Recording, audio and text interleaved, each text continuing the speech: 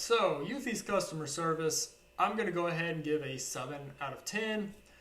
And here's why. There's a couple of cons. First, I use the support chat via the Eufy security app. And the one person that I got was very rude, argumentative, and overall just unhelpful. I had an issue with the micro SD card with the Eufy Indoor Cam 2K. And while I'm extremely happy with the camera, I don't like the whole SD card issue. And basically what happened is I couldn't get the camera to read the SD card. Well, the person that I dealt with over chat basically just said, you have a malfunctioning SD card. I'm like, well, it works with Windows computers and it works with Macs. So I know it works. I know it's not defective. And their only response was, well, you need to get a new one. That one's defective. Like, but it's not. So let's skip that and let's go ahead and get, through the support and troubleshooting. And the person basically just didn't want to troubleshoot at all. And I was pretty annoyed at that. The other thing that I had an issue with was I also called up there simply to ask questions about how the cameras work with Apple HomeKit, at least the indoor cameras. And I did get some information, some useful information about indoor and outdoor cameras and how they work with Apple HomeKit. But the issue that I had was that the customer service agent over the phone, he was clearly an Android and Windows user, absolutely hated Apple. He had nothing good to say about Apple HomeKit, just trashed the company. It was just overall very rude. Well, not very rude to me, but very rude about Apple HomeKit. And I'm like, I just need answers questioned. Keep your personal feelings, out of work. I'm asking you, how does this work with Apple HomeKit?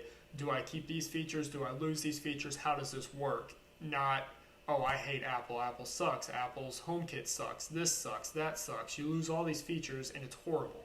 I don't need to know that. I just need to know what features do I lose if I do lose some, which the dude did explain that indoor cameras lose pretty much every function except for live recording. Outdoor cameras keep like 95% of their functions. So I did learn that. But overall, the dude was just kind of annoying. It's whatever, because, I don't work for Apple. I could care less what other people think about Apple. But I just had a few questions, and he went on a rant before he decided to answer any questions.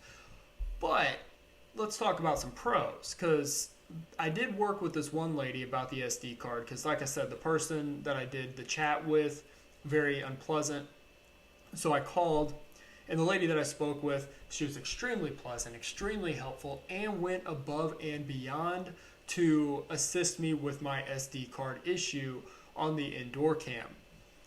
So not only did she try to troubleshoot and ask questions and try to understand the issue, she went through and she's going to have me, she's sending me an SD card. And we're going to try to troubleshoot that way. If the SD card works, great. If it doesn't, that's fine. Because if it doesn't, then they're going to send me a new camera, which is great.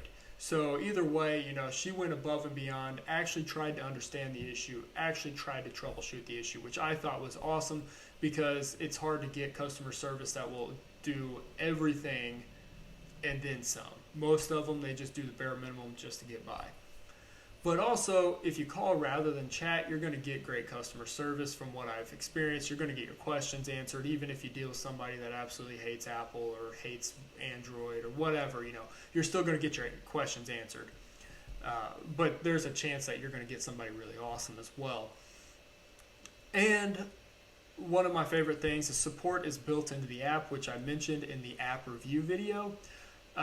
There's a section for how-tos with screenshots and step-by-step instructions on how to do things. There's also the help section where it kind of goes over a few things if you need help or have questions, but also it has a direct chat in there so you can get chat service or support right then and there, but also it has a phone number so you can go ahead and give them a call should you prefer talking over the phone rather than chatting, which I think I prefer the phone call now.